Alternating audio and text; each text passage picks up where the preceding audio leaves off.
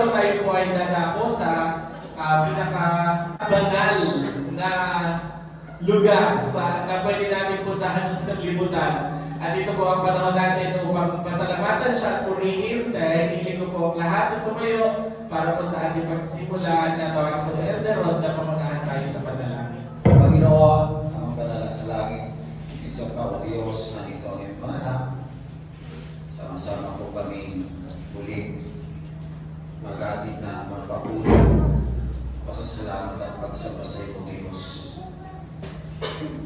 Bago dyan, Panginoon, kami po ay pagpatawad mo po, Panginoon, ang aming mga pagkukulang, ang aming mga nagawang hindi kanais-nais sa iyong harapan. Pagpatawad mo sa amin, Panginoon, at patuloy kami makalag po ng kabag sa iyo sa araw na ito, Diyos. Sa aming pagpapatuloy, Panginoon, inaasahan po namin na ang iyong Santo Espiritu ay siyang kikilos sa bawat bahagi na aming pong inahanda. At kumilos pa sa aming kalagitnaan, sabi ko Panginoon sa Salmo 23 na nagkakaipon, nandun ka sa kanilang kalagitnaan. Kaya kami Panginoon, umasa na iyong presensya siyang kikilos sa aming kalagitnaan. Lagisan mo Panginoon ang bawat gagamitin mo sa umagang ito at higit sa lahat Panginoon ang tao ang tatayo po sa aming harapan na magdadala ng iyong banal na mensahe para sa aming Panginoon. Dalangin po namin na makabanalin mo siya Panginoon, nalisan mo siya at pagkaluban mo siya ng talino at karunungan upang mas lalo na mahihayag ang iyong mga mensahe sa amin. Buksan mo Panginoon ang bawat puso ng nandirito o Diyos. Ayaw mo Panginoon ang bawat isa sa amin ay matuto at makuha Panginoon ang mensahe mo para sa amin. Ito po ang aming samang dalangin sa pangalan ni Kristo namin katapagligtas. Amen. At sino naniniwala na dahil sa dakilang biyaya ng ating Panginoon kaya may buhay tayong ganito, na may kapayapaan, na may pagmamahal? Magsabi, Amen! Amen! Praise the Lord, mga kapatid! Ating purihin at sambahin natin Panginoon yung araw na ito. Hallelujah!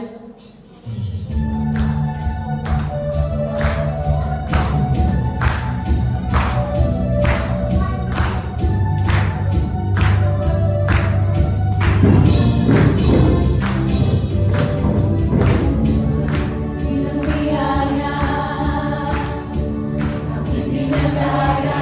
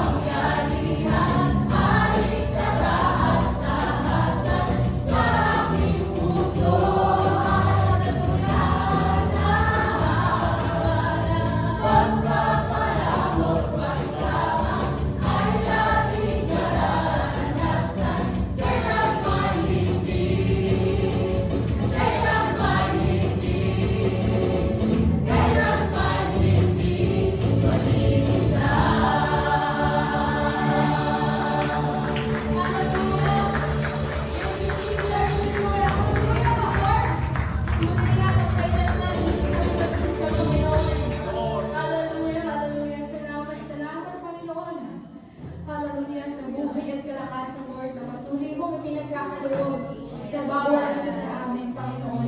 At maraming salamat, Lord, sa kalayaan, Lord, na binigay mo upang purihin at sambahin ka, Panginoon. Hallelujah. Hallelujah, Jesus. Hallelujah. Praise the Lord.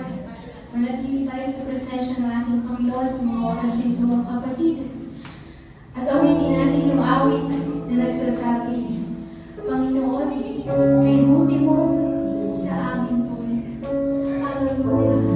Despite, Lord, ng lahat ng pinagdadaan namin sa buhay, Panginoon, ay mananatili ka, Lord, na mabuti sa bawat isa sa amin.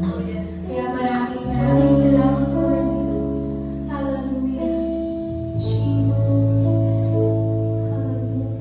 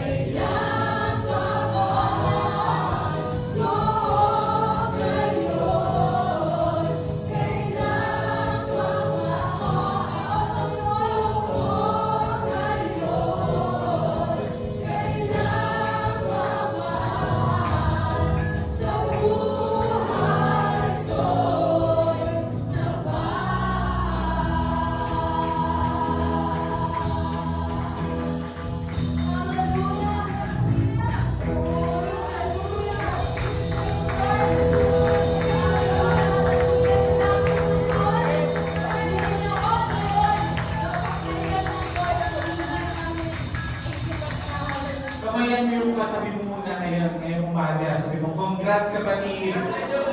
Congrats kapatid dahil tagumpay ka na sa kabila ng lahat ng mga nangyayari sa ating kapaligiran ay narito tayo ngayon na may chance na magpuri at magpasalamat sa ating Panginoon. Nakita niyo na po ba mga kapatid yung latest na balita ngayon?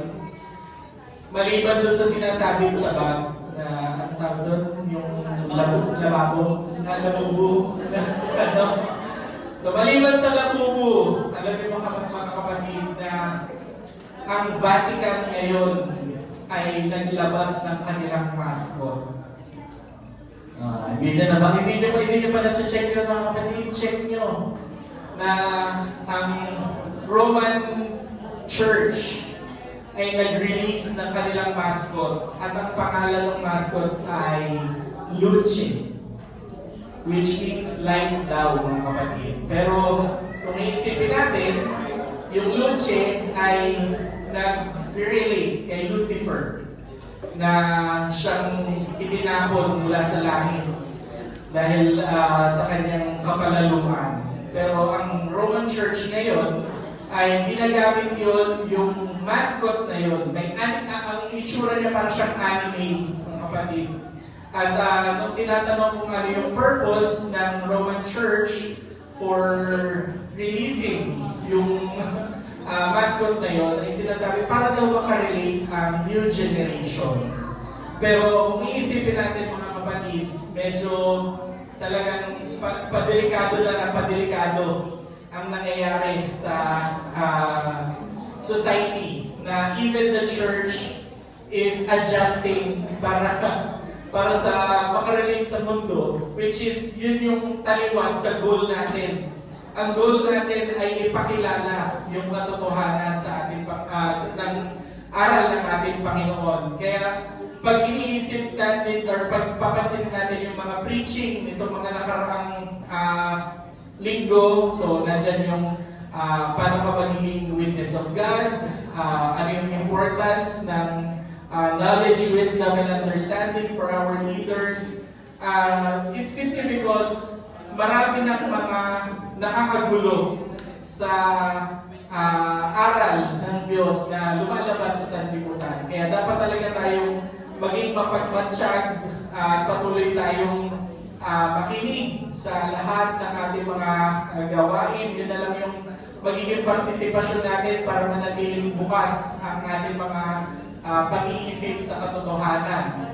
So kung mapapansin niyo po yung mga trahedya na nangyayari recently, yung Bagyong Christine, ano pong tinamaan na region, Bicol na region.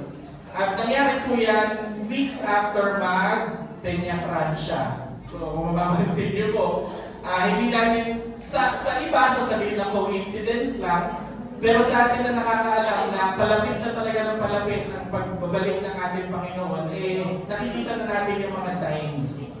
Kaya dapat patuloy tayong maghawakan sa lahat ng aral ng ating Panginoon at patuloy tayong sumubaybay sa lahat ng ating mga gawain. Because of that, reminder, every Wednesday, ang ating Bible study, 7 p.m. po yan. Ito po ay online lang naman. Kung marami po tayong time on Facebook, ay makinig po tayo doon sa ating Bible study. Very interesting po ang discussion ngayong sa Book of Ezekiel kasi talagang dyan matitest ang ating faith dahil maraming mga angulo na pwede mong tingnan kung ito ba literal, kung ito ba spiritual. Subalit ang Panginoon ang magre-reveal ng katotohanan sa ating lahat. At ganun din po every Thursday yung ating prayer warrior. Kung meron po sa inyo na gusto pong sumama, ay mag-message lang po kayo dun sa ating fambam at kayo po ay ma-assign sa mga teams natin. At sa Batangas po, Sabado ang kanilang church. Kung kayo po ay nadayo doon, let's say bakasyon at ayaw po lumiban sa gawain, meron pong gawain doon 9 a.m. sa Taysan, Batangas. Sa Peter po, 9 a.m. din. At salamat sa Panginoon sa tagumpay, sa lahat ng mga biyaya na ating tinanggap at ipanalangin po natin ang ating ginawang paghahandog. Dakilang Diyos, maraming po salamat Sa araw na ito na muli kami po ay nakadalo sa iyong gawain at binabalik po namin, Panginoon, ang lahat ng mga pagpapalang ito na nagmula sa iyo sa aming mga handog at ika po. Gamitin mo po ito, Panginoon, upang magamit pa sa ikalalago ng iyong gawain at magamit pa po para sa aming mga proyekto na mapatapos po ang aming church building. Ikaw, Panginoon, na mag-ingat ng lahat ng aming mga pinagkukunan, ng aming mga trabaho, ng aming mga negosyo, at patuloy mo po kaming gamitin as channel of your blessings, Lord. At lahat ng ito ay binabalik namin sa iyong dakila at kami sa pangalang Jesus. Amen and amen. At tayo po'y maghanda sa pinakatapos na bahagi ng ating gawain. Tatawagan po si Elder Galo para sa kanyang preaching. Jesus' name. Masaya ba kayo mga kapatid? Dapat lagi tayong masaya, lalo na pag-araw ng pananambahan. Sapagkat ito po yung ating tsansa na maibalik sa Panginoon ang lahat ng kanyang kabutihan sa pamamagitan lamang ng ating pagpupuri at pagpapasalamat. Amen? Tayo pong lahat ay tumayo. Buksan po natin ang ating mga Biblia sa aklat ng Ikalawang Korinto. 2 Corinthians chapter 9, verses 6 to 8. Na-flash ko na sa Tagalog at saka sa English. Okay, babasahin po sa wikang English ang sabi dito. Remember this, whoever sows sparingly will also reap sparingly. And whoever sows generously will also reap generously. Each of you should give what you have decided in your heart to give, not reluctantly or under compulsion. For God loves a cheerful giver. And God is able to bless you abundantly, so that in all things at all times, having all that you need, you will abound in every good work. Sabi roon sa wikang Tagalog, at ito ang ibig kong sabihin. Yan. Ang naghahasik ng bahagyana ay mag-aani rin ng bahagya. At ang naghahasik ng sagana ay mag-aani rin ng sagana. Ang bawat isa ay magbigay ayon sa ipinasya ng kanyang puso. Hindi mabigat sa kalooban o dala ng pangangailangan. Sapagkat iniibig ng Diyos ang nagbibigay na masaya. At kaya ng Diyos na pasaganain ang lahat ng biyaya sa inyo upang sa pagkakaroon ninyo ng sapat sa lahat ng bagay ay palagi kayong sumagana sa bawat mabuting gawa. Tayo pong lahat ay sumandaling po. Tayo pong lahat ay manalangin. Ama naming Diyos na makapangyarihan sa lahat, narito na naman po kami, Panginoon, sa bahagi na kami ay makikinig ng iyong mga banal na salita. Ama, humihingi po kami ng iyong tulong, ng iyong paglalangis sa iyong lingkod na gagamitin. Ganon din sa bawat isa sa aming nakikinig. Ikaw, Panginoon, ang magbukas ng aming mga pangunawa sa lahat ng aming maririnig sa umagang ito. At hayaan mo, Panginoon, na dumaloy ang biyaya mula sa iyong mga banal na salita sa pamamagitan ng iyong lingkod na gagamitin. At umaasa po kami, Panginoon, na ang iyong banal na Espiritu ang siyang kikilos, mamumuna sa amin sa umagang ito. Siyang pupuno sa lugar na ito at siyang magbibigay ng kaunawaan sa bawat isa sa amin. Maraming pong salamat, Panginoon. O aming inihiling sa iyong dakilang pangalan, sa pangalan ni Jesus. Amen. Makababalik po tayo sa ating mga upuan. Isang katanungan, mga kapatid, is generosity important to God? Is generosity important to God?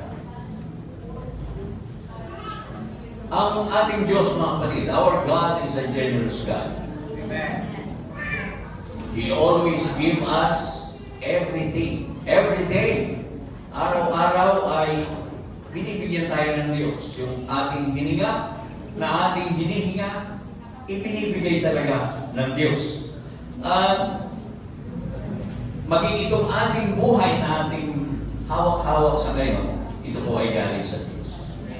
Amen. Sabi nga natin, siya ang nagkakaloob ng lahat ng ating pangangailangan. Our basic needs. Ano ba ang ating basic needs? Food, clothing, shelter, cellphone. Nadagdagan na kasi. Dati food, clothing, and shelter lang, pero ngayon may kasama ng cellphone.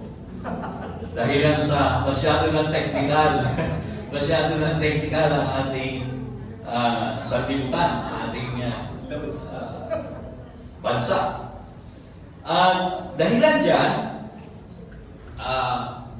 because our God is a generous God, ibinigay pa rin niya sa atin ang kapangyarihan or ability to get wealth.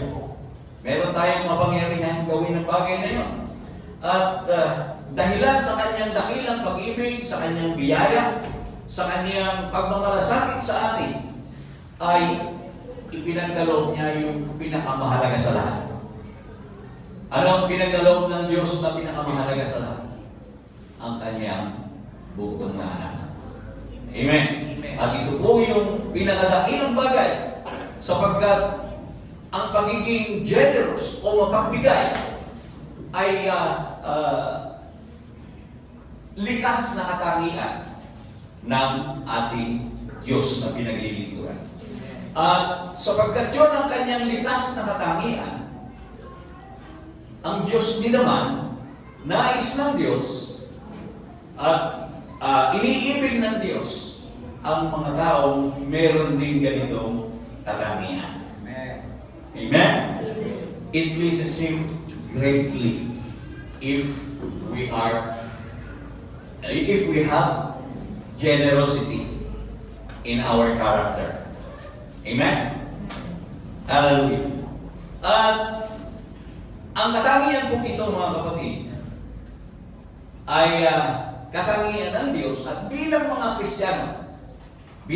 Kristiyano, tinawag po tayo to reflect God's character. Amen? At sa ating buhay, kung hindi natin ito ipapractice, ay hindi masasalamin sa atin. Kumbaga, hindi natin mailalarawan bilang mga Kristiyano yung nature ng ating Panginoon.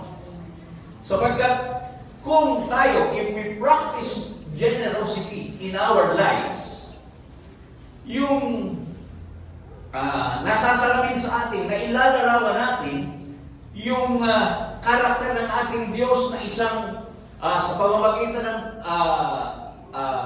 pagpapakita ng ating pag-ibig, pagpapakita ng ating habag, ng ating malasakit sa ating kapwa, at sa mga biyaya na ipinagkakaloob din naman ng Diyos sa atin at isinishare natin sa iba. Amen? Amen. Sino po sa inyo rito ang tawag sa amin sa Batangas, pagkit? Alam niyo yung pagkit? Maramo? Madamo. Sa Ingles, tight-fisted. Laging nakaganon. Yan. Pag tight-fisted ka, yun ang palaging gusto mo, lahat ng tinatangkilik mo. Wala kang tinitingnan kung hindi yung tinatangkilik mo. At masyado mo yung pinahahalagahan. To the extent na kung minsan, yung mga taong sobrang higkot o sobrang higpit sa sarili, maging sa kanilang sarili, tinitipid. Pati pagkain, tinitipid. Huwag na huwag mangyari, mga kapatid, na gawin natin sa ating mga sarili yun, na pati pagkain, titipirin mo para dumami ang iyong pera. Manghihinayang ka bumili, imbis na islami yun, tuyo na lang kaya, para may lasa din naman. Para kaunti lang, kaunting kurot, may lasa na, makakarami ka na ng kain. Po kasi ang ginagawa ng iba. But then, hindi po kasi ito ang nais ng Diyos. At para mag-reflect sa atin yung talagang tunay na nature ng ating Panginoon, ng ating Panginoong Hesukristo. Ang ating Panginoong Hesukristo, sa kanyang pagiging tao, ay pinakita niya yung generosity ng Diyos Ama. Sapagkat siya mismo, hindi niya ipinagkait yung kanyang sariling buhay para sa atin. At yung bagay na yun ay isang napakalaki ng bagay. Sapagkat ipinapakita lang talaga ng ating Diyos na wala po talagang bagay na maipagmamalaki ng tao na hindi nanggaling sa Kanya. Lahat kasi binibigay talaga sa atin ng Diyos. At kung minsan, nakakalimutan nga lang itong tingnan ng maraming mga tao. Kaya kapag sila ay marami ng mga tinatangkilik at maayos na ang kanilang buhay, kung minsan, nakakalimutan ang Diyos. At dahilan doon sa mga tinatangkilik na ayaw na nilang mawala, ang nangyayari, nakakalimutan din nilang mag-share ng kanilang mga tinatangkilik. At alam niyo ba, generosity, hindi po natin pinag-uusapan lamang dito ay pera. Because you can be generous in so many ways. Pwedeng your time, your efforts, acts of kindness. That's a sign of generosity. Because our God extended that to everyone. Sa lahat ng tao, ang Diyos hindi namili ng tao. Kahit na sino. Because of His generosity, wala po siyang itinanging tao. Nais niya. Mahirap, mayaman, masama, mabuti. Nais niya. Gusto niyang tumanggap ng pinakadakilang bagay sa lahat, ang kaligtasan ng ating kaluluwa. At yan ay isang bagay na kung uunawain natin at iisipin natin, ay talagang mapupuri mo ang ating Panginoon. At malinaw po dito sa ating binasa. Paki-flash lang. Doon po sa ating binasa, ay marami po tayong nakikita dyan tungkol sa katangiang ito ng ating Panginoon. Sabi kasi dyan, kung atin po makikita, dyan po talaga magsisimula sa pamamagitan ng generosity, it will strengthen relationships. Kung bakit ganon, ang sabi doon,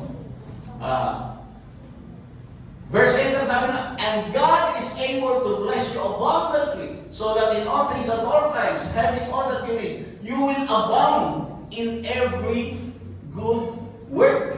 So, ibig sabihin, if God is blessing you and you are generous enough to share your blessings, magkakaroon ng, kumbaga, it will strengthen relationships. Naniniwala ba kayo? Amen. So, kapag merong nangailangan, hindi mo ipagkakait yung iyong sarili. Hindi mo ipagkakait yung meron ka para i-share doon sa mga nangangailangan. In the book of Proverbs chapter 11, verses 24 to 25, ganito po yung sinasabi. Sabi ito, may taong nagbibigay ng masagana, Tagalog, at lalo pang yumayaman. May nagkakait ng dapat ibigay, ngunit naghihirap lamang. Yun ang sabi. Ang taong makagbigay ay payayamanin, at siyang nagdidilig ay didiligin din. Tingnan niyo ang prinsipyo ng ating Diyos. Makikita mo dito sa bagay nito na yung mga taong, sabi ko nga kanina, tight-fisted. Yun yung mga taong nagkakait ng dapat ibigay. Yun yung sinasabi ron. Ngunit, lalong naghihirap. Sabi nga, kung pati pagkain titipidin mo, dahil sa mga gusto mong hawakan yung iyong kayamanan, ang mangyayari na, malayong hindi ka magkasakit. At yung iyong tinipid, mga kapatid, kulang pa marahil dun sa ibabayan mo sa doktor kapag ikaw ay nagkasakit. Kaya, yung prinsipyo ng ating Diyos about generosity, napakahalaga talaga nito. At yung prinsipyo na yun, kung i-apply natin sa ating mga buhay, mga kapatid, hindi ka lamang nagpapala sa iba. You are not only blessing others, but you are also enriching yourself. Diba? Ano sabi diyan? A generous person will prosper. Whoever refreshes others will be refreshed. Tingnan niyo. Kasi ang Diyos marunong sa lahat. Can you say amen? Amen. Alam niya. At siya ang, sabi nga natin, wala naman tayong tinatangkilik na masasabi natin na hindi galing sa Diyos. Lahat, di ba? Mag-isip ka ng anumang bagay, sasabihin mo, kung saan galing yan, galing sa Diyos lahat yan. Ang Diyos ang nagbigay ng lahat na yan. In the book of 2 Corinthians chapter 9 verse 11, of 10 and 11, sabi rito, siyang nagbibigay ng linhi sa maghahasi at ng tinapay bilang pagkain, ay siyang magbibigay at magpaparami ng inyong binhi upang ihasik at magpaparami ng mga bunga ng inyong pagiging matuwid, na kayo ay pinayaman sa bawat bagay dahil sa inyong magandang loob na sa pamamagitan namin ay nagbubunga ng pasasalamat sa Diyos. Tingnan niyo mga kapatid, kapag ito ay naunawaan natin, makikita mo na talagang kapag ikaw ay isang taong mapagbigay at hindi ka marunong magkait nang meron ka doon sa mga nangangailangan, ang sabi doon, payayamanin ka. Yung binhi na iyong ihahasik ay ibabalik ng Diyos para palagi kang meron na ihahasik.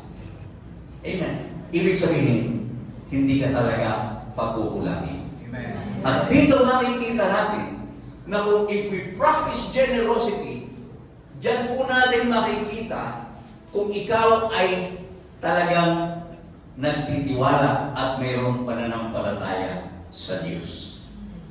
Bakit, Brother God? Kasi ang tao na palaging nakatingin doon sa kanyang tinatangkilik at hindi nagtitiwala sa Diyos na yung kanyang hawak-hawak, kung kanyang isi-share doon sa nangangailangan, ang Diyos naman ang magbabalik niya. Amen? Siya ang magbabalik sapagkat ang lahat naman talaga ay galing sa Kanya. Pero pagka ikaw ay doon sa tinatangkilik mo, nakatingin, kung ano meron ka, pinahahalagahan mo yun, mas pinahahalagahan mo yun kaysa Diyos, wala kang pananampalataya at wala kang pagtitiwala na our God can supply our needs according to His riches in glory. Palakpakan natin ang ating Panginoon. Kasi pag nagbibigay tayo mga kapatid, we are reminded of the blessings that God had given us and always gives us. Kung bagay yun ang magpapaalala sa atin. At kapag aware ka sa provision ng ating Panginoon, ano ang mangyayari? Dumadami ang pagpapasalamat. Nagkakaroon ng pagpupuri. Nagkakaroon ng pagluwalhati sa Diyos. God is glorified. Remember, if you extend help to people, to somebody, if you extend help to them, not necessarily money, yung tao na tinulungan mo, alam na ikaw ay isang Kristiyano and you are reflecting God's character, pupurihin nila ang Diyos. Can you say amen? Magpapasalamat talaga sa Diyos at magpapasalamat sila sa iyo na ginagamit ng Diyos para sa kanila. Yun naman talaga ang ginagawa ng Diyos. Ang tulong, mga kapatid, na ibinibigay ng Diyos, hindi naman direktamente, kumbaga, yung pera o kung ano man tulong magagaling sa langit. Hindi. Gagamit siya ng mga tao. At ang ginagamit niya ay walang iba kung hindi ang mga tao na dapat ay nagre-reflect ng karakter ng ating Diyos na pinaglilingkuran. Hallelujah. At alam nyo, magkakaroon ng deeper connections. Magkakaroon ng trust kapag pinapractice talaga natin itong bagay na ito. At nagkakaroon ng sense of community. Kumbaga, nararamdaman ng ating mga kapatid na itinuturing natin silang kapatid. Kumbaga, nararamdaman nila yung sense of belonging. Ika nga, you belong. Talagang tayo ay talagang palang pamilya kami. Kasama pala ako talaga dito sa pamilya nito. Kaya nga sinasabi natin, NLUX family. We are God's family. At ang pamilya, nagtutulungan. Amen? Ang pamilya, hindi nag-iiwanan. Huwag namang mangyari na kung ikaw ay miyembro ng isang pamilya, aabusuhin mo yung kapwa mong miyembro. Huwag namang mangyari. Sapagkat meron namang mga tao na gano'n.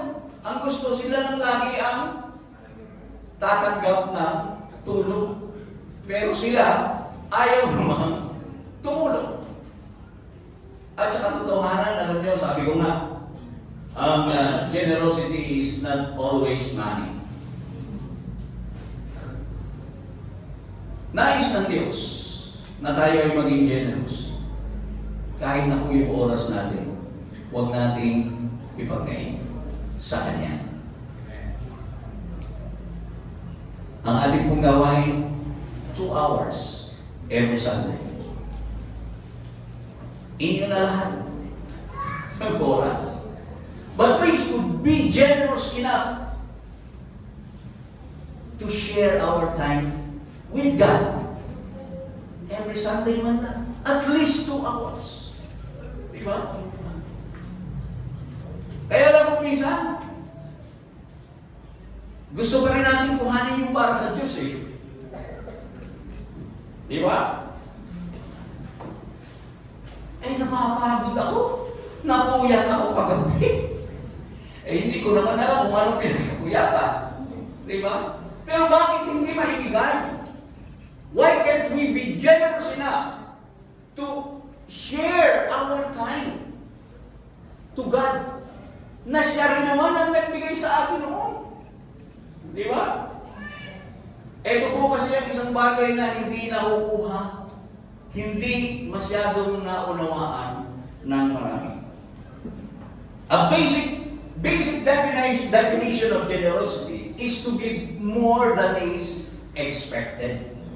Yun po yung basikong kahulugan ng generosity. Now, in the Old Testament, David was an example of an extravagant generosity.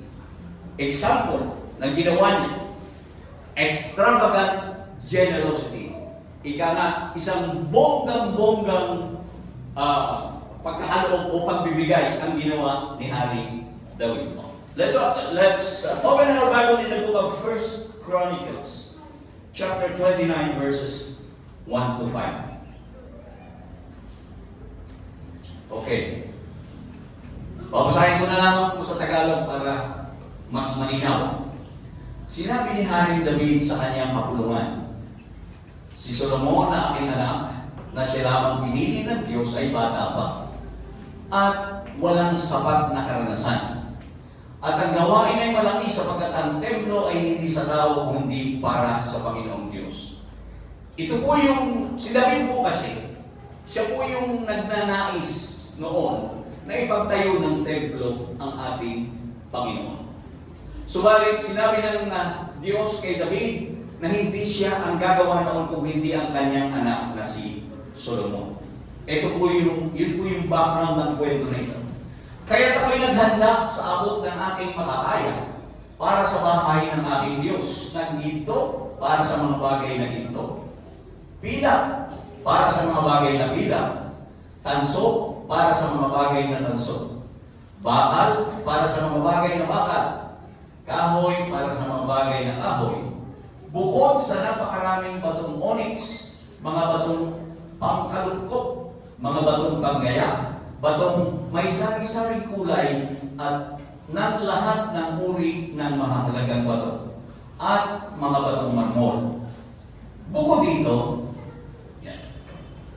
pansinin natin, bilang karagdagan sa lahat ng aking ibinigay para sa bahay ng aking Diyos, may pag-aari akong ginto at pilak. At dahil sa aking pagmamalasakit sa bahay ng aking Diyos, ibinibigay ko ito sa banal na bahay. Yun. 3,000 talentong ginto mula sa Ophir at 7,000 talentong dalisay na pilak upang ibalot sa mga dingding ng gusali. Ginto na ukol sa mga bagay na ginto at pilak na ukol sa mga bagay na pilak. At sa lahat ng sari-saring gawa ay nagagawin ng mga kamay ng mga manggagawa.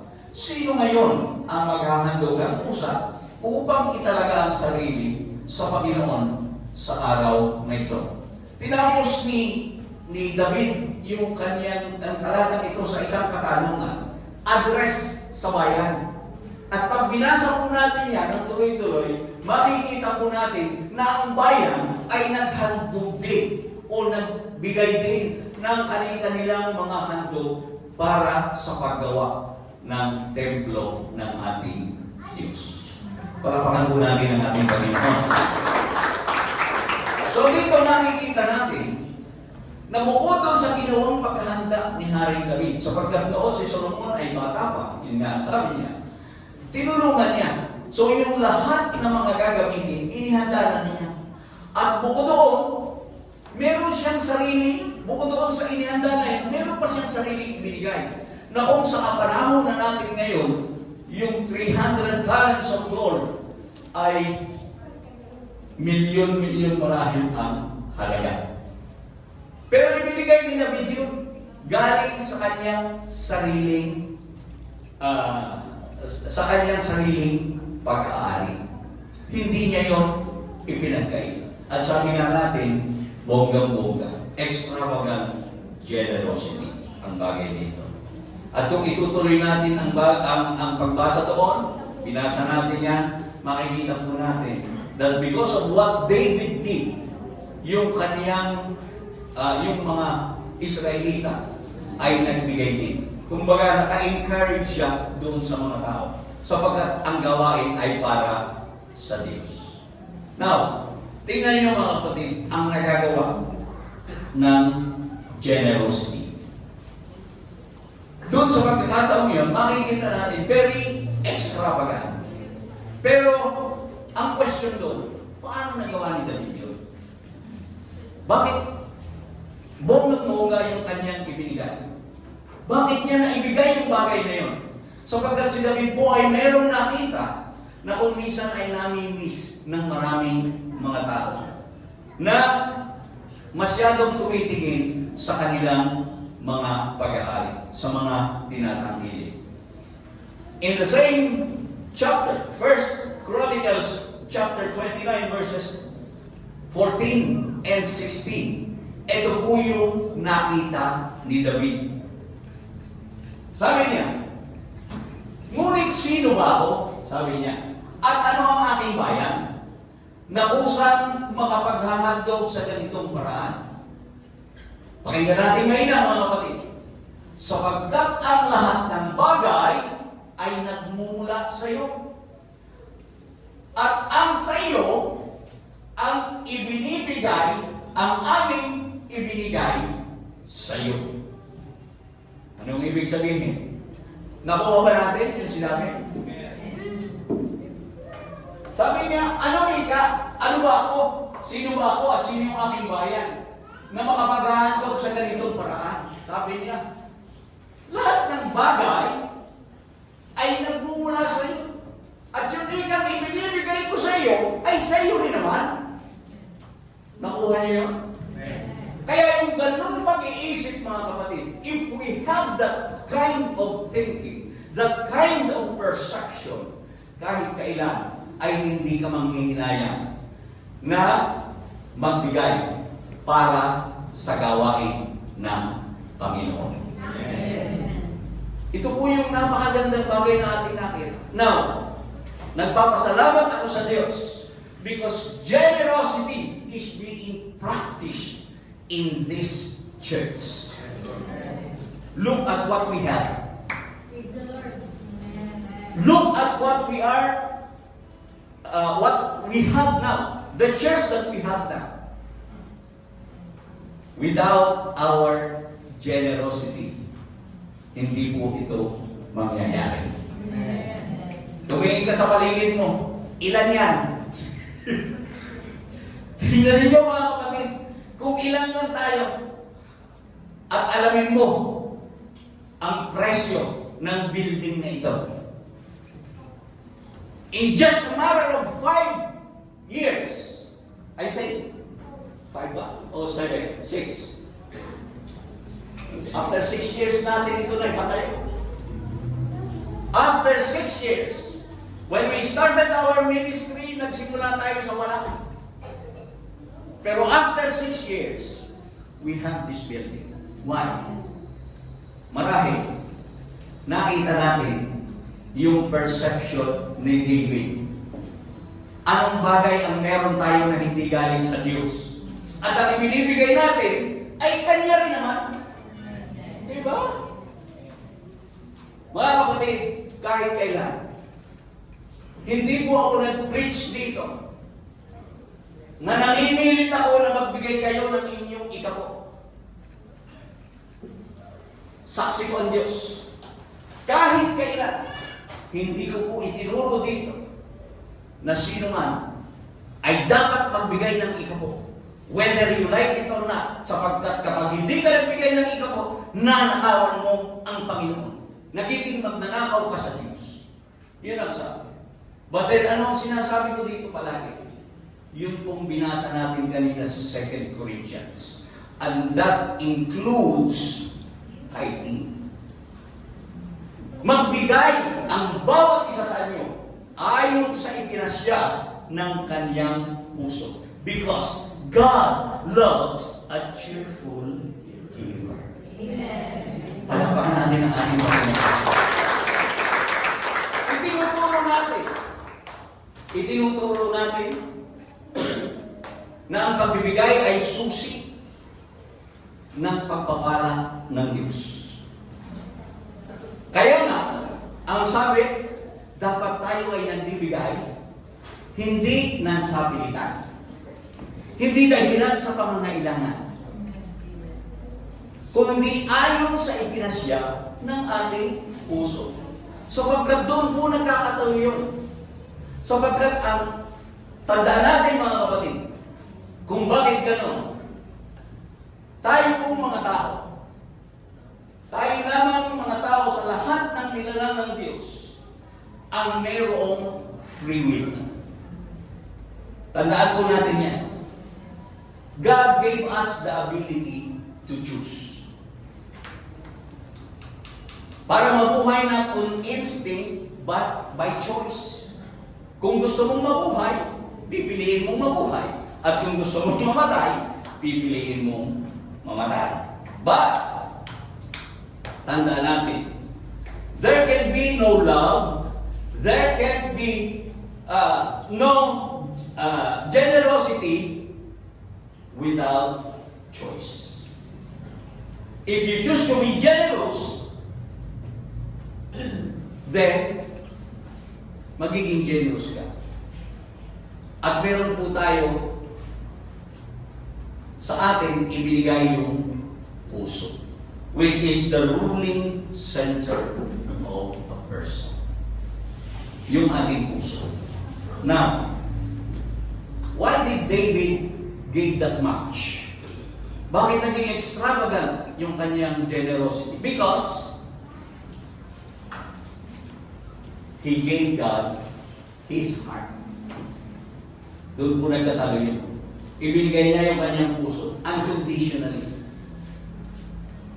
Verse 17, First Chronicles 29:17, sabi niya, alam ko rin aking Diyos, na iyong sinisiyasat ang puso at nalulugod ka sa katwiran. Sa katuwiran ng aking puso ay aking kusang loob. Yan. Na inihandog ang lahat ng bagay na ito. At ngayon nakita ko ang iyong bayan na narito. Kusang loob at may kagalakang naghahandog sa iyo. Panapakan natin ang ating Panginoon. Diba? Kaya nga nabuo ito eh. Lahat tayo nagagalak magbigay noon. Wala tayong tiningnan.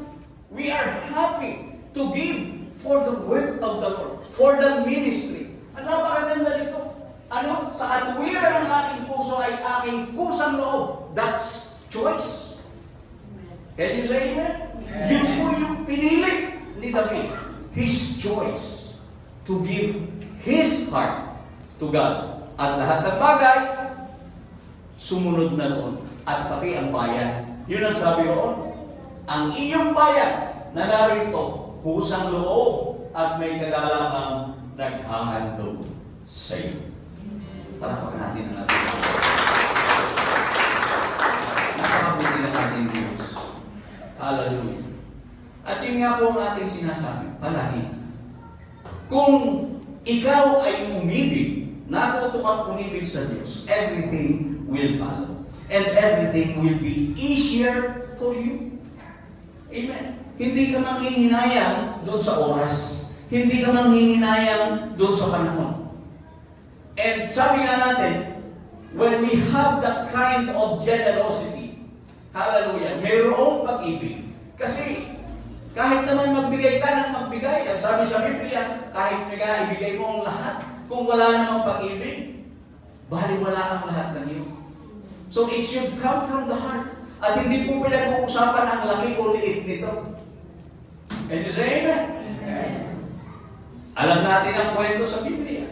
Yung isang mayaman, nagbigay ng napakalaki sapagkat siya'y mayaman. Pero yung isang babae, na ibinigay niya na yung kahuli-hulihang pera niya. Ano ang sabi ng ating Panginoon? Siya yung talagang nagbigay. Yung ikang isa, leftover. Kumbaga, latak lang. Pero yung yung isa, ibinigay niya kasi nauna yung puso. Naandun yung kanyang pag-ibig. Yung kanyang pagmamahal sa Diyos. At dito po natin masusukat mga kapatid. And I'm very proud of this church. I am very proud of the Enlax family. So pagkat nakita ko po rito talaga na umibig kayo sa Panginoon. Hallelujah. At kung hindi naman talaga tayo umibig sa Panginoon, mga kapatid, you could just imagine Brother Eugene. He will travel from Nueva Ecija. Hahapon siya ng alas 9 dito sa atin. Yung iba nga natin dito, pwedeng lakarin lang kung minsan hindi pa nakaka-attend. Because they are not generous enough to share their time to God. Pasensya na kayo. Pero talagang ganun At kung minsan gusto natin atin ang lahat. Gusto natin atin lahat, pati oras. Di ba? Ayaw natin mapuya. Kaya hindi tayo umaten ng ating worship marathon. Remember, ang ating gawain, hindi lang po every Sunday. We have our worship marathon. At kapag tinignan po natin yung mga nakikinig o present doon sa ating Bible study, online na ngayon. Online. All you have to do is to make pindot-pindot. Diba? Make pindot-pindot sa inyong cellphone. Pagdating ng alas 7, hanapin mo lang yung ating Facebook account, Enlax Facebook account. Mag-a-appear na po doon. 7 o'clock every Wednesday. Pero pag tinitingnan ko po yung ibang mga tao na, yung din. Wala talaga. Pero, subukan nyo. Ang isang tao, pag napasimulang tumingin sa TikTok, kagano sa cellphone.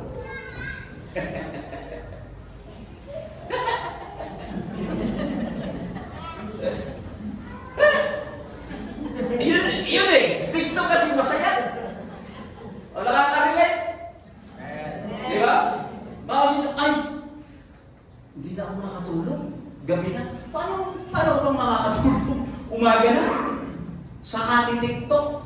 Pero you did extend your 2-hour o 1-hour spare time doon sa ating Bible study. Remember, it is generosity is important to God. Question: is generosity important to God? Yes. Because it is an act of faith. Act of faith yan. Kaya nga kaya mong magbigay, kaya mong tumulong, because hindi ka doon nakatingin. You trust God na yung iyong ibinigay, babalik naman ng Diyos yan. Hindi naman ako mababayaran ng Panginoon. Di ba? Siya naman yung tutulong sa akin. Kuminsan ka. Alam niyo before, kapag ka mayroong mga nanghihingi sa kanya, marami akong patwiran. Pero alam niyo, sa pangangaral ko, ako rin yung pinag-aralan. Kaya ngayon po, kung may nanghihingi, talagang binibigyan ko na. Hindi na po ako nagsasabi, ano yan eh? Ano yan eh? Tawag ko? Scam yan eh, scam. Na parang ano lang, sindikato yan eh. Pero, katulad nga ng ating pangangaral mo, sabi sa Biblia kasi hindi naman talaga mawawala ng mahirap. Hindi talaga mawawala. At kung bakit nagagawa nilang mag-scam, marahil kung scam na yun, kung nagagawa nilang manloko ng kanilang kapwa, because they need it. Dala ng pangangailangan. At kung sila man ay magkasala doon sa bagay na yun, hindi ka naman magkakasala kung ikaw ay nagbigay dahil nakatingin ka doon sa kanilang pangangailangan. Can you say amen? Di ba? Kung nakatingin ka doon, kanina lang. Hindi nakakita nung ni Brother Derek at saka ni Sister Wayne. Kasi nauna akong sumakay ng kotse. Kumain kami doon sa, nag-almusal kami sa McDonald's. Abay, may lumapit sa aking mama. May daladalang picture niya. At saka, abay, ano po yan? Eh, may sakit po yung aking auntie. Yung daw, tsaka may sakit. Ay, ako naman po ay may prostate. Pambili lang po ng gamot. Sabi, ano ba ako? Eh, nung una parang hesitant ako, naalala ko yung sarili kong pangangaral. Sabi ko, kung ito'y naloloko, di, niloko niya ang Panginoon. Pero titingnan ko na lang, paano nga naman kung ito'y bibili ng gamot? So, nagbigay ang inyong libro. Kaya nakikita ko talaga. Ano ba naman yung ibigay natin doon sa mga taong ganon? Di ba? Kaya kung akala ninyo, pag ako'y nangangaral dito, ang pinangangaralan ko lang kay kayo, hindi po. Pag nakatayo po kayo ng likod dito at sinasalita ang salita ng Diyos, tayong lahat pinangangaralan ng Diyos. Amen? Kaya nga hindi tayo nanghihinayang na i-share ang ating panahon, ang ating oras. Our time, money, and efforts, acts of kindness to people. It's because God, it is very important to God, yung ating generosity. Sapagkat doon natin ma-reflect yung kanyang character. Kaya nga ang tawag sa ating Kristiyano kung ikaw ay tinatawag ng Kristiyano, at pagkatapos kaunting bagay na hihingin sa'yo, marami kang sinasabi. Huwag ka na lang magbigay. Di ba? Ang lakas-lakas mo malakas ka pa sa akin Ako nga, masakit na ang tuhod ko Ikaw, parang lakas-lakas mo pa. Nung araw, ganun po ay niyang lingkod. Kaya, kumbaga, pinagsalitaan talaga ako ng Panginoon. Nung araw talaga, kaya naman po ako nagkakaroon, binigyan ng katwiran. Kaya naman po ako nagkaganon kasi matagal po ako sa kalye talaga. Matagal po akong nagda-drive ng taxi. 13 taon po yun. At nakikita ko lang po araw-araw at iba't ibang klase ng tao. At meron po talaga ako nakikita, lalo na yung mga bata, manghihingi. Pagkatapos makikita ko, kumpul-kumpul doon sa tabi, sumising po. Ay, hindi yung ibinigay mo, pambili lang nila ng pansingon ng rugby. Diba?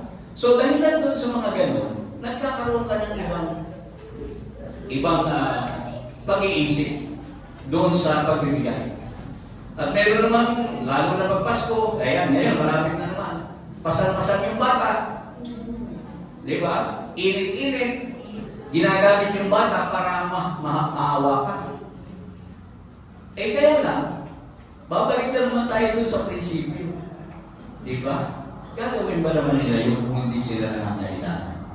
Kung ikaw kaya yun, hindi ba mas mainam siguro? Di, bigyan mo na. Hindi naman, sabi nga natin, if you are generous enough, bigyan mo ng malaki.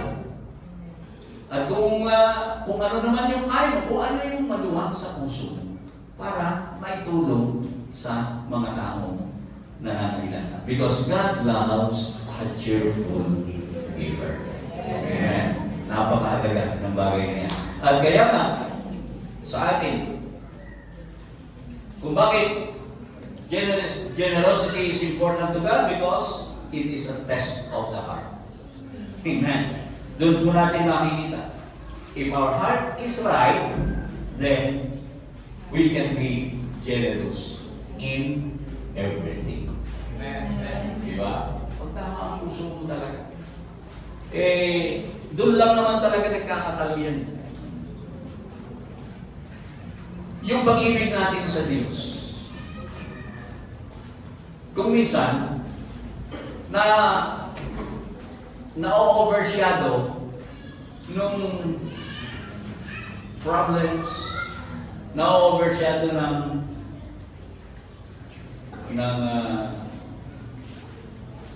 pangangailangan. Kaya kung minsan, imbis na umattend ka, gagawa ka ng paraan na lang, hindi na muna aattend kasi kailangan mo magtrabaho. Kung ating titingnan, para namang tama. Pero sa katotohanan, mali. Sapagkat, sabi nga natin, lahat ng bagay ay nanggagaling sa Diyos. Yung lakas mo, galing sa Diyos yan. At pag inalis mo, pag hindi na ibinigay ng Diyos ang lakas mo, wala na lalong lahat. Amen? Hallelujah. Lagi naman natin naririnig yun. Nagpo-provide ang Diyos ng lahat ng ating pangangailangan. And sometimes, our wants. Natutuwa ako din sa patotoo ng isang kapatid natin. Bago lang siya. Sa Batangas. Sabi niya, nagpapasalamat po talaga ako sa Panginoon dahil sa talagang napakabuti niya po sa aking buhay. Yung pong may binigyan kasi siya ng bagong cellphone ng kanyang kapatid.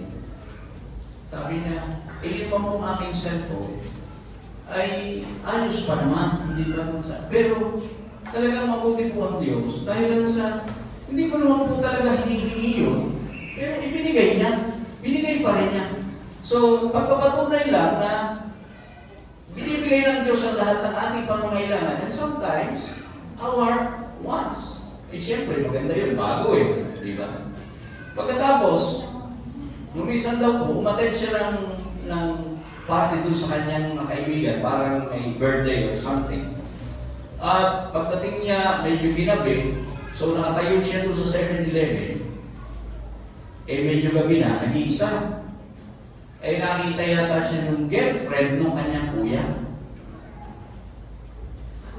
Abay mamaya ay binigyan siya ng pera at baka binigyan siya ng pera nung babae. Sabi, pinabibigay daw ng kuya niya kasi baka kaya siya nakatayo doon, hindi ba kauwi at walang pamasahe. So, doon sa bata, sapagkat lahat ng iyon, bago lang po yun. Baguhan lang siyang tumanggap sa ating Panginoon. Pero, ibinibigay niya yung credit talaga sa Diyos. Na talagang napakabuti po talaga ng Panginoon. Hindi po siya talaga nagpapabaya, lagi po siya nandyan para tayo tulungan. At kanila lang, kausap ko ang isa nating kapatid. Hallelujah. Marami siyang testimony about the goodness of God. Na hindi niya naramdaman doon sa dati niya ina-attendan. Dito niya yung naramdaman. Hallelujah. Kaya mabuti ang Panginoon. Napakabuti ng ating Panginoon. At nagpapasalamat tayo sa Diyos sapagkat yung ating pananalangin, dinidinig ng ating Panginoon. Hallelujah. Hindi po nasasayang yung ating prayer warrior every Thursday. Hallelujah. Hindi po talaga nasasayang niya. At alam niyo po ba, pagka po si Brother Eugene ang nanalangin, isa-isa kayong binabanggit. Kaya po kami, pagka kami nanalangin, magsisimula kami ng alas 6. Alas 8 po matapos namin. Kung bakit gano'n? Because si Brother Eugene po, kapag nanalangin, iniisa-isa kayo. At nagpapasalamat ako sa Diyos. Noong una, medyo nakakaramdam ko, ano ba namang haba-haba nito si Eugene manalangin. Pero ngayon nakikita ko yung epekto noon. At ngayon, talagang ibinibigay. Para kung ikaw ay medyo malilig ng huwag ka mag-alala. Abot ka pa. Kaya sabi ko nga, meron mga pagkakataon kasi na meron tayong magme-message ako, habol ako ha, kasi baka hindi ako umabot. Eh basta nandun si Brother Eugene, sigurado abot. Pero pag wala, hindi. Kasi kami maiiksi lang kaming manalangin. Eh kasi ang naka-assign kay Brother Eugene ay ang Bumi and Last family. Eh pag nanalangin po siya doon, hindi po niya yung generalize.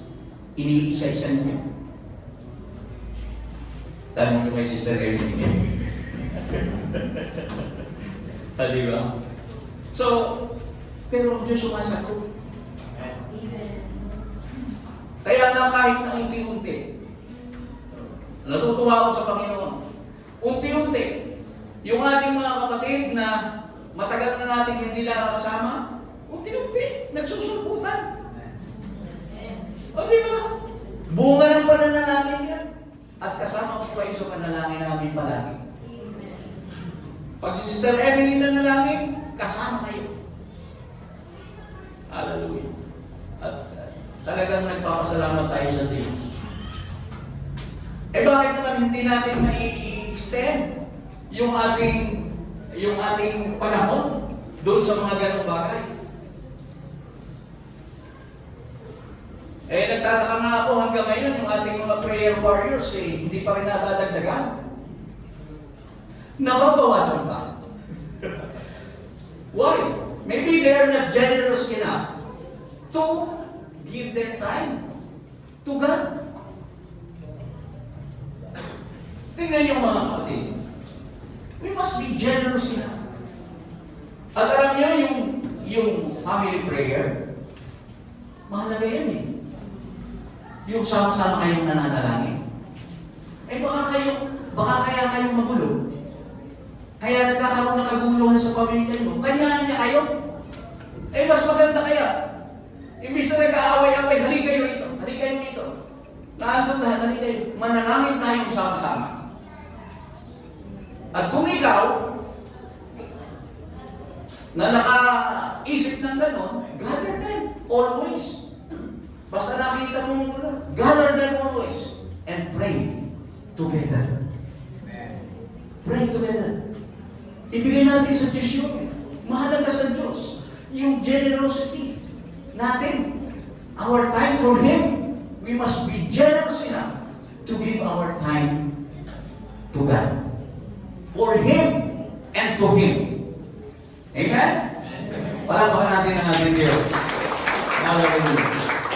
So, napakaganda talaga nung kaisipan ni David. Sabi niya, ano naman meron ako na hindi sa iyo? At kaya ko ito na ibibigay sa iyo dahil ito naman ay iyo rin. Di ba? Kaya lang, ang iba sa atin, pag napa sa atin ay, akin na ito. Uy, akin ito ha. Lord, parang magkukulang ako pag binigay ko yung aking ikaw. Pwede ba utang na lang? Alala ko si Brother Francis noon. Pwede ba utang na lang muna? Pero nung makikita niya yung prinsipyo noon, o di ba? Nagising din siya eh. Wala namang nagpipilit sa kanya, di ba? Wala. Eh kasi dito nga sa atin, hindi naman tayo namimilit. Bahala kayo. Kung gusto niyo pagpalain, eh di huwag. Pero kung gusto niyo pagpalain, sumunod kayo sa Diyos. Amen. Yun po ang itinuturo natin at hindi namin kayo pinipilit. Amen.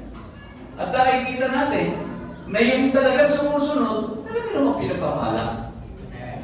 At yan ang katunayan. Mapapatunayan mo yan sa buhay mo. Because God loves a cheerful giver. Amen. Hallelujah. So, this message really is not new. Hindi naman ito bago hindi naman ito bago. Matagal na po natin itong naririnig. But then, bits and pieces, alam ko na meron tayong makukuha dito. Amen? Hallelujah. Marirealize natin, oo nga naman. Baka nga naman. Kasi pag ang pag-uusapan kasi pagbibigay, ang iniisip na lang lagi ng mga tao, pera. Pero hindi po eh. Hindi lang pera ang pagbibigay. Yung sarili mo, yung tulong mo sa iyong kapwa, yung bang nandun ka para sa kanya, sa isang mayroong problema, you are there to pat his or her shoulder. Na ikaw ay pwede niyang paghingahan ang iyong problema. Na ikaw ay nakikidalamhati sa kanya. Hindi mo iniisip kung ikaw ay kung gabi na o maaga pa, kung hindi habang kailangan ka niya, nandoon ka para ka makatulong, makapagpagaan man lang doon sa bigat ng kanyang dinadala. Hindi lang. That's an act of kindness sa ating kapwa. Eh, mahalaga po yun. Napakagandang bagay na nasa sa atin. Lalo na kung ikaw nga ay isang Kristiyano. Pero ang isang Kristiyano walang pakialam sa kanyang kapwa, ewan ko kung matatawag talaga natin Kristiyano yun. So, ibig sabihin lamang nung hindi siya lumalago, nananatili siyang bansot, bata. Amen. So, mahalaga, mga kapatid, na ma-reflect sa atin yung God's character through our generosity. Our time, our money, our efforts, our simple acts of kindness to those people who are in need. Amen? Ay kung lahat ito ngayon. Sa ganang amin, hindi po natin kaya. Subalit, sa pamamagitan ng kapangyarihan ng Banal na Espiritu, lahat ay kaya natin gawin. We shall receive power. Sabi sa Biblia, we will receive power after the Holy Ghost is come back. Hallelujah.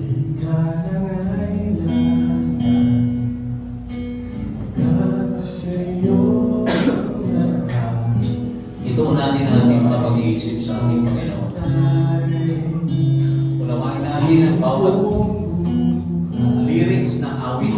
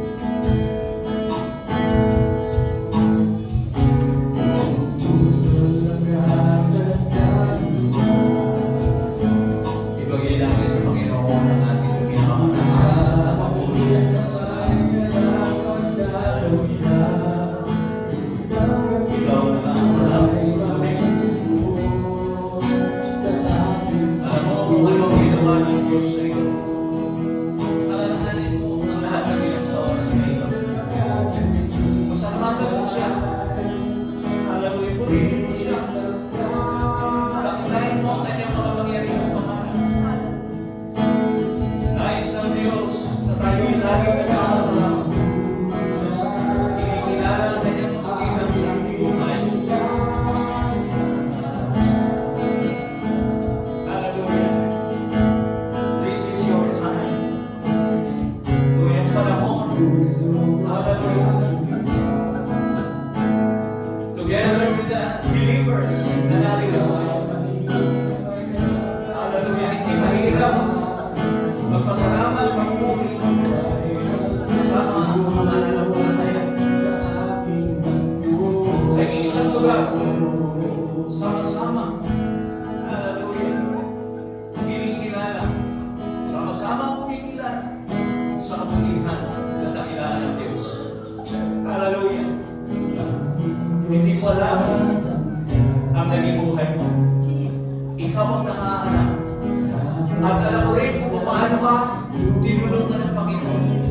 Alam mo rin kung paano ka inayos ng Diyos.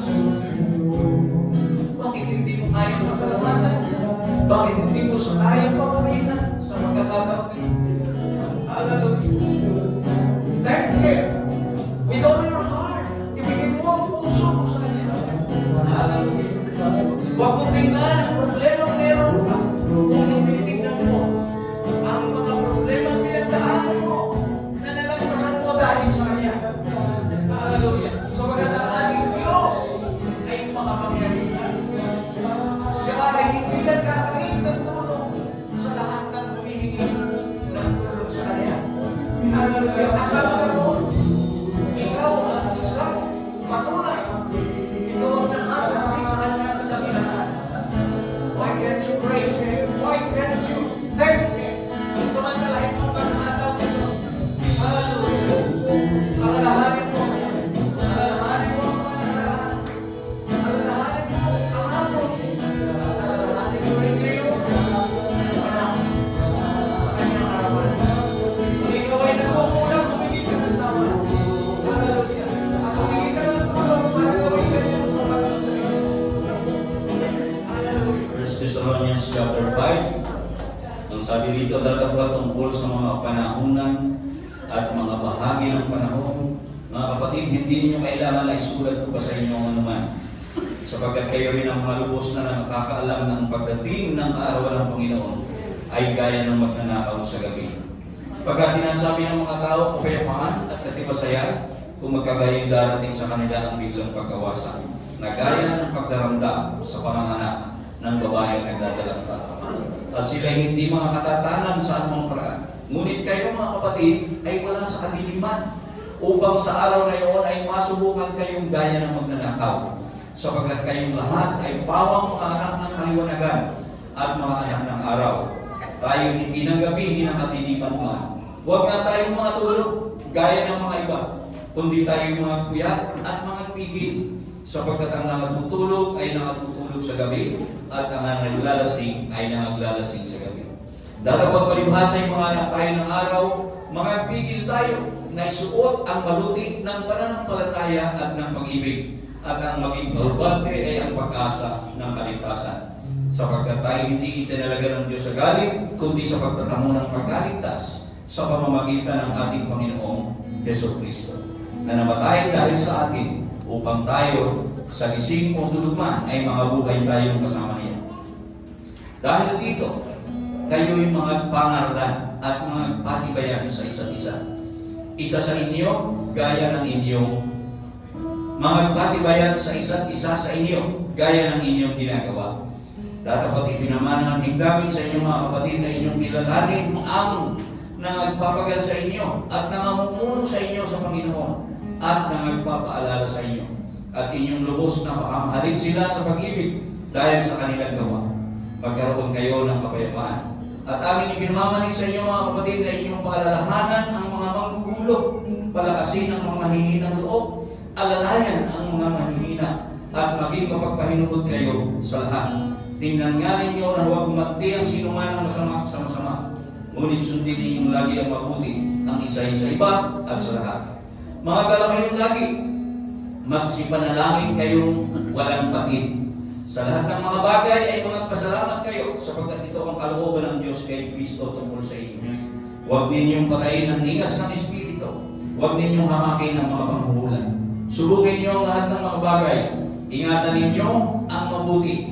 Layuan ninyo ang bawat anyo ng masama. At pakabanalin kayong lubos ng Diyos din ng kapayapaan. At ang inyong espiritu at kaluluwa at katawan ay ingatang buo na walang kapintasan sa pagparito ng ating Panginoong Kristo. Tapat, yaw sa inyo ay tumatawag. Nagagawa rin naman ito. Mga kapatid, idalangin ninyo kami.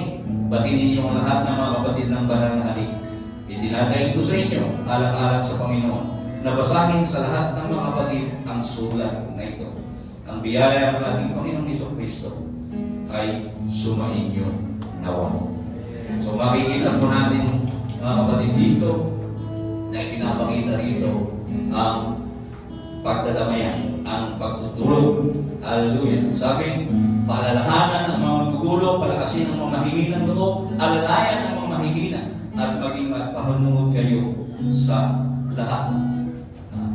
Napakahalaga na makita po natin na in our generosity, in our little acts of kindness sa ating mga kapatid.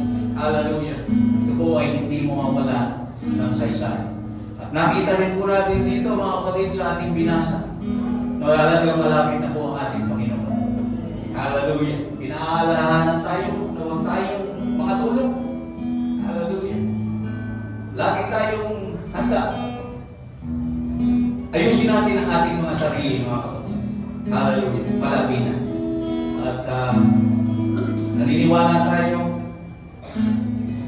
na ang lahat ng ating ginagawa para sa Panginoon ay kailanman ay hindi mawawala ng saysay. Amen? Ito po hindi mawawala ng. So tayo pong lahat ay manalangin. Hallelujah. Ama naming Diyos, narito po sa aming harapan ang pinagputol-putol na tinapay at ang katas ng ubas na simbolo ng iyong katawan at ng iyong dugo. Panginoon, tinataas po namin sa iyo ang lahat ng ito. Huwag mong hayaan, Panginoon, na sino mang tatanggap nito ay magkaroon ng sumpa sa kanyang sarili.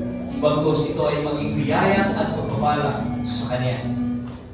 Inihiling po namin na gawin mo kaming karapat-dapat lahat sa pagtanggap ng tinapay at ng katas ng ubas nito. Sa iyo ang lahat ng papuri, Ama, at pasasalamat sa pangalan ng aming Panginoong Kristo.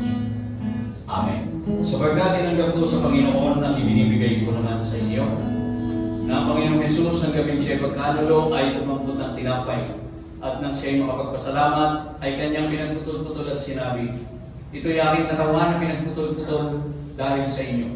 Gawin ninyo ito sa pag-aalaala sa akin.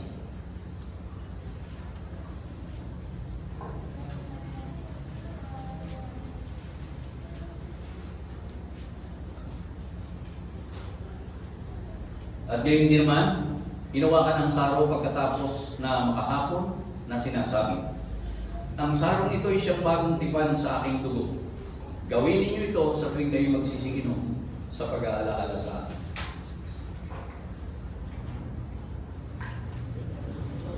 Purihin ng Diyos. Tayo pong lahat ay manalangin sa aming pagtatapos. Thank you, Lord. Panginoon, salamat po sa mensahe na pinagdalaw mo sa amin sa araw na ito. Lord, tulungan mo po ang bawat isa sa amin na maibigay ng buong buo ang aming puso sa iyo. Panginoon, batid mo ang lahat ng aming mga kakulangan. Batid mo, Panginoon, ang lahat ng aming mga kahinaan. Subalit ikaw ay Diyos na mayaman sa kahabagan. Sagana ang iyong biyaya at sagana ang iyong pagpapala. Umaasa kami, Panginoon, na sa lahat ng aming mga kakulangan ay patuloy mo pa rin itong pupulungan. At umaasa kami, Panginoon, na tutulungan mo rin kami upang magawa namin ang mga bagay na dapat naman gawin bilang iyong mga anak. Makita sa aming mga buhay, Panginoon, ang iyong likas na katangian, ang pagiging mapagbigay. Hindi lamang sa labing, kung hindi ang aming panahon, ang aming mga sarili, Panginoon. Hallelujah. At ang mga kabutihan na magagawa namin para sa aming kapwa ay magawa namin ng mayroong kaayusan. Umaasa po kami, Panginoon, sa pakikisama ng iyong banal na Espiritu palagi na sa bawat isa. Siya ang magtutuwid, mag-aakay at papatubay sa bawat isa sa amin. Ingatan mo kami, Panginoon, sa aming pag-uwi. Dahil mo kami naligtas uli sa aming mga kanya-kanya tahanan. Binabalik namin ang pinakamataas na papuri, pasasalamat, lahat ng kalwalhatian naman ay sa iyo lamang. Sa pangalan ng aming Panginoong Jesucristo. Amen.